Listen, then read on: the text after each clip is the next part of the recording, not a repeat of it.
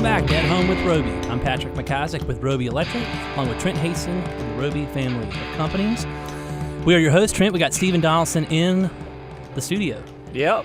I've known Stephen, I think Stephen and I have known each other for close to 22 years. Yeah, it's been a while. It's been a long time. You and Kevin Horn used to always give me crap when I was sweeping. We still do. Was that when you were... And I still sweep. You were sweeping the nursery when you guys were 3 years old, right? No, man, I think it was, I mean, I don't know if Stephen, when did you start with Hobbs Plumbing? 1990. 1990, okay. So when I was 14, which was 1992. Working in the summer. Yep, working in the summer and during Christmas break, me and Stephen used to see each other all the time. He's a little bit older than me, but we were both the young greenhorns, and little did we know that we'd be in business together and dear life friends today, which is good. Yeah, we still are. Well, it's kind of funny. I mean, you were one of the first people, Stephen, that I met professionally in Charlotte as well. Of course, I started at Ferguson out of school in 2004, and you were like basically like an employee, like an honorary employee of Ferguson because you were around so much and had such good friendships with all the people over there that. I think I was probably picking orders in the warehouse when I first met you as a management trainee. We used to try to, get big orders to make you suffer is what we used to do. Yeah, you would order like, give me 1 4-inch elbow. I'll have 1 4-inch elbow. And it was like 20 different 1 4-inch elbows. Hopefully we've gotten a lot more efficient in our purchasing there, Stephen. But no, Stephen, it's wonderful to have you join the Roby family and be a brother in the family. Frankly, I mean, I don't get this wrong, but every year we have our Christmas party. Over the years, at times we've invited our other family members that are part of the Roby family, our key subs. I mean, literally you and Kevin Horn and one or two other people, right? Yeah, we've been to a few of them, and most of the time I ride with Kevin. He keeps speaking of He picks you up. Yeah, he picks me up. I mean, we throw an electrician, a heat and air guy in there, a carpenter. We had the full Monty. Kevin Horn, L.A. Horn and Sons. He's a second generation. They do our painting, a lot of our painting. A very good guy. But yeah, been generational. Once again, he was painting, I was sweeping, Stephen was carrying pipe. That's it. Well, no, that's good. And so, Stephen, let's talk a little bit about Hobbs. Hobbs Plumbing has been in business since 1920. It says it on your shirt that you're wearing now, and says it on the vehicles as well. And I know that's something that you guys really take, hold dear to your hearts. I mean, you've been in this business for I think 28 years, 27 years if you started in 1990. Yep. All with W.H. Hobbs and working with Mr. Tucker.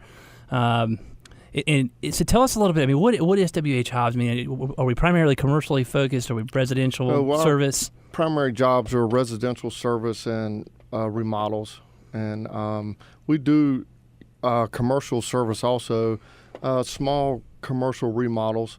We normally do the jobs no one else can. I mean, we do, these hard to fix faucets, parts you can't find, real technical things. We're actually the ASRs for some other companies that we do a lot of. What's ASR?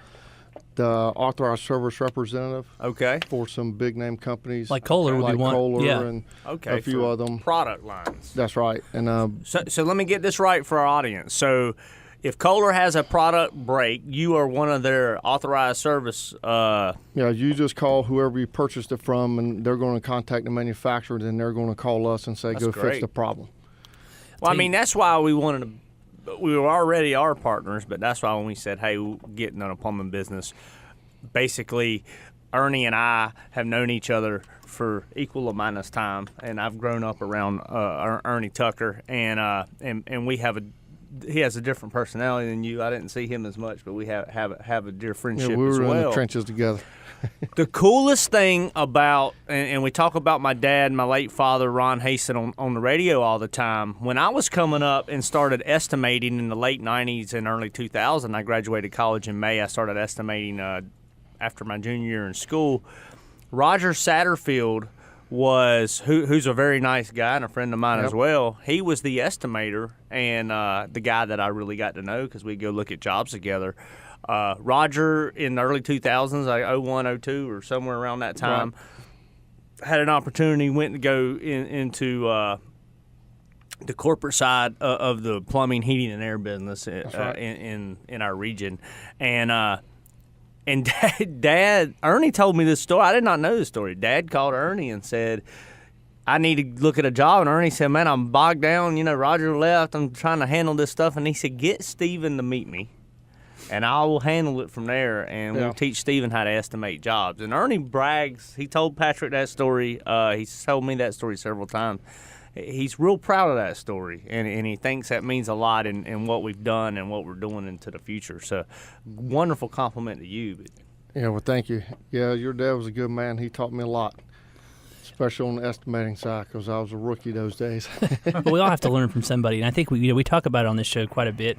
It's the younger generation of people that don't see the opportunity potentially in the trades, and it's something that we're very passionate about, both locally with the groups that we're involved with and nationally.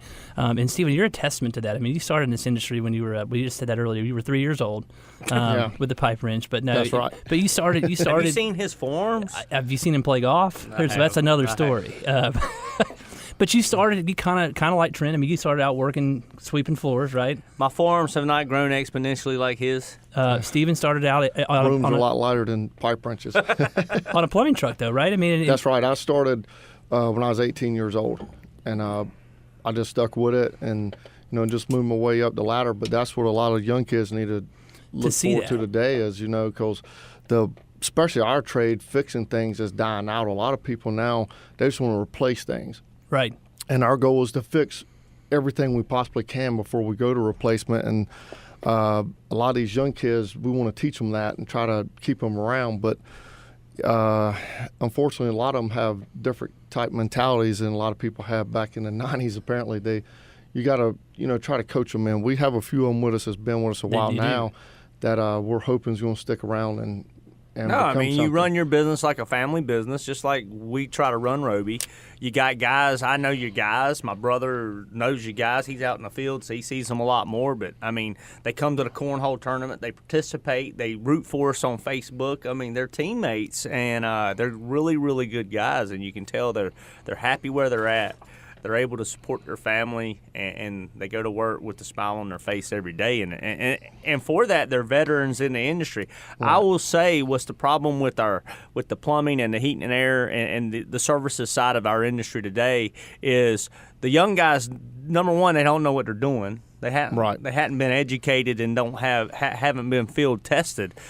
For that, they take the easy way out. And number two, they're trained to upsell and stick it to the customer, which we're the complete opposite. We want to make a good living and earn our keep. But if something can be repaired and you can earn your hourly wage like you're supposed to, but you can go the more logical and economical route for a client, that's what you guys do. That's what we do. We're always looking out for our customer. Well, it takes a lot more research to do it like that. Yep. And that's the problem. Sure. The easy way is, hey, if this 1950 toilet's broke, just change it.